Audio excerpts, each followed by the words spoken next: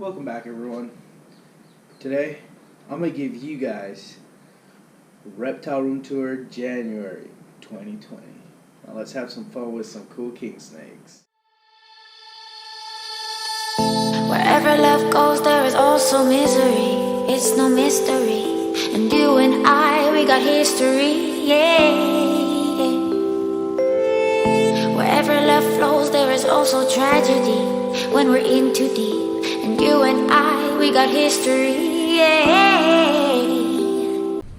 Alright guys, I'm happy you guys tuned in to watch today's video. Today's going to be a Reptile Room Tour, or Garage Room Tour, of everything I have of January 2020. So I am ecstatic that you guys tuned in today. Today I will be covering everything, all the new updates, everything new and special happening in and around 2020. So first off is I finally got most of my stuff situated in here. Everything's functional, and yeah, that's pretty much it. So without me taking more time away, let's get right into the video. So first, we're going to start off at probably one of my favorite enclosures. It's going to be Jake as in my beardy.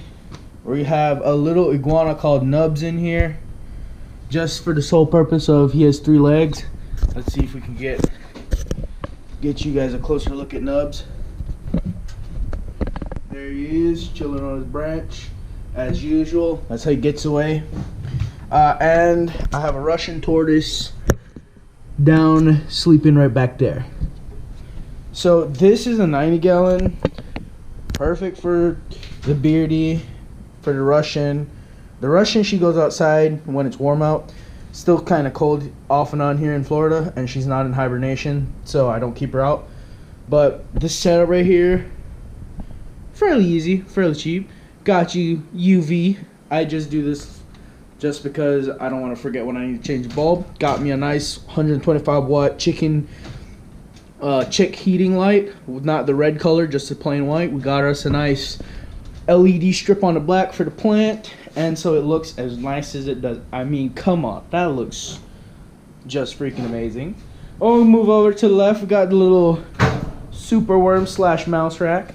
I'm getting out of mice. I hate them. They're disgusting. They smell like crap. But super worms got going down there. Finally got some breeding going on from a beetles. I have like 50 to 100 of them. We got a ton of beetles going on. Trying to get a bunch of babies. Hopefully I'll start selling. So if you guys are in Central Florida area, you guys can hit me up when I have a bunch of babies, because who doesn't need extra feeders? I mean, come on. We got us the whole setup. We got the little mini fridge, which has all of my local prices, because I breed rats for my local friends, and you know it ain't cheap having a rat rack, so I was like, I'll charge some little money so I can pay for the rat rack and pay for my hobby. And if you guys do that, that's actually pretty smart, because get a breed rat, free food for any snakes you have, or monitors, or whatever it may be, and you might even be able to make a little bit of profit off it, which I think is pretty cool. So definitely in the area, I got some of the lowest prices for rats and mice. Let's see. This is a newest cage, just built. I believe last week I built it. This is for Bruce. I had him outside in an 8x4x4 enclosure, but he wasn't doing good. I noticed that he's only about 2 feet maybe, so I had to downsize him, and he's a lot more active now. He's in a 6x3x2 and a half, I believe, 2.5 to 3 feet. I made it myself. I am actually proud, because usually I'll buy silver handles and then freaking gold locks, but he has him a nice 2 heat bulbs back there. He has an LED, and as for Savannah monitors, they say you don't need UV, but he has a UV light just because every animal should be provided UV, whether they say they don't need it. especially for lizards. Because if you're going to give this animal calcium, you should give him the opportunity to have UV light. So, moving on from that, we got us some turtles. I have some rescues. So, let's see if I can get closer. This guy is an Eastern Painted, I believe. Hold on, you know what? I'll grab him out real quick, just because I feel like it's easier to deal with. So this guy is an Eastern Painted. I gotta be really gentle. He was never exposed to UV light, so his shell's kind of soft and concaved, and he has his eyes were crusted shut, but he's doing a lot better. He didn't eat for like 4 days when I got him, but now he's taking the pellets. I gave him some discoid roaches, because dubias are illegal in Florida and discoids are what I have to get. But he's doing much better. He's starting to put on a little bit of weight. This is just a temporary little setup just because it's cold out. I do have an outside enclosure building for him right now. We have us here, a little Mississippi mud turtle. Guy is awesome. He's been losing some of his oranges just because he's getting older. And simply, the only other two in here is a rescued red-eared slider that I got that no one wanted anymore. I mean, a lot of people kill them or let them go, but I mean, you're not supposed to do that. And every life means something, so I took them in and I was like, hey, I'll try to find them a home. And the other little turtle in the back is just a peninsula cooter. So, the Savvy, he is hiding in his box, and he will not come out. But I'll throw a picture up. I'll try to throw a picture up right over here. See if you guys can see it, or it'll just take up the whole screen. But I'll definitely try to get a picture of him in there for you guys. Up next, I have in here.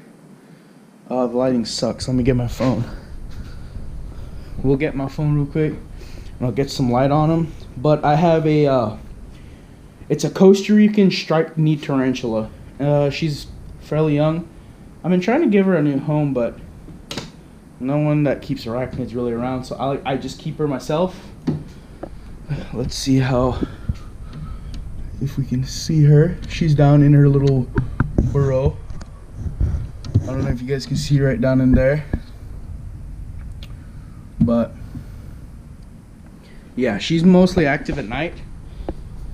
So, we'll leave it at that. Cool thing. So, I caught him the other night. I'm holding him right now just so I can show my friend. Super cool amphibian. I did some research on him because I caught him in the front yard. I believe it's called a spadefoot toad, I believe. This dude, at nighttime, it's crazy. He has like an hourglass pupil. It's cool. And he has some weird colors that aren't like normal toads. And these guys live underground most of their lives, and they can have crazy amounts of eggs. Look at that. He is stunning. He has these wicked colors. Let's try to get some light on him. He is just nuts. Beautiful little frog. His eyes are open big right now because it's daytime. He's usually not up. Oh, look, we got someone coming over to say hi. What's up? Piglet, trying to get some food? You already ate today. But yeah, when she sees me in here, she tries to come get every last bit of food she can out of me. So right now I just keep him in this little critter keeper just because I'm gonna get some info from my friend, see if he's worth keeping. And if not, I'll just let him go back where I found him. In here, and this guy, we got a gorgeous. She might be going to a new home soon, but I'll try to get her to show you guys anyway, just because she's beautiful. So this is a wild caught Florida gray rat snake, if I can find it. Look right here. Here she is. She's starting to do good. She took her first mouse from me the other day. Look at that. She's a feisty little one too, but she's beautiful. She's probably about 10 inches maybe to a foot. So we'll leave her alone and get her back in her cage. Oh, no, no, no, no, no, no. Yeah, you feisty little twerp. But yeah, I sexed her. She's a beautiful little female. Up next, we'll see if I can find them. First of all, you know what? I'm gonna set you guys up right here for 1 second. All right. Let's see. This next reptile I'm about to get you is more on the exotic side. It's a, what's it called again? It's a Florida's legless lizard or something like that. But it's Florida native, which is cool. All I did was I went outside, sifted some dirt, made it into sand. Oh, bam! Let's get this. So these guys are native to Florida. They're not invasive in any way, but they have some awesome colors, and they're cool. So he's only probably about that long where my thumb is, and the rest of them can drop. But he's super cool. Not aggressive at all. But I haven't got him to eat yet. But I've been trying all kinds of different bugs and stuff. Let's see if we can get him to bury himself. Come on, buddy. Whoa. Whoa. He's jumpy today, but look at that. Gone, like a sand boa. Crazy. Out of sight, out of mind. That's how they think of it. So, set you guys back up real quick, and I'll get to the other reptile. Okay, I'm just gonna set these guys, the rat snake, back, along with the this guy right here, and then we'll move on. I believe we'll save the best for last, which will be the king snakes and my one corn snake and a Sonolan milk snake. Purebred Sonolan, by the way. Alright, we got these guys set. Now, we're going to transition to the rack. Alright, let's check this out. So, this rack I built by myself. Cost me like $300 to do, or more, with the, I forgot what it's called. I believe it's around $400 with the watering system. So the watering system, I did everything myself. I bought a little cheap kit on eBay just to make everything work. Ran all the lines, works perfect. This rack is a 4 high, 6 feet tall, and it holds 20 racks in total. Or tubs, not racks, what the hell am I saying?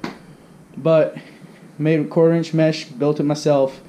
It has this wire here. It doesn't need the support, but you never want to not have support, so it has this thick wire that just keeps it stiff. It's I think a cable wire, like ground wire that they use from houses to antennas to hold up the big antennas, that ground wire, so if lightning shocks it, doesn't destroy it. I got that hooked up, and it's made out of 2x2s, which I found is the best, because if you make it out of 2x2s and you do your math right, all you need is a 1x2 for a separator, because it's 1 inch, which is the perfect gap for your tub so they can slide evenly. And you take a 2x4 and you put it dead center of the 2x4, and you get an even lip on both sides.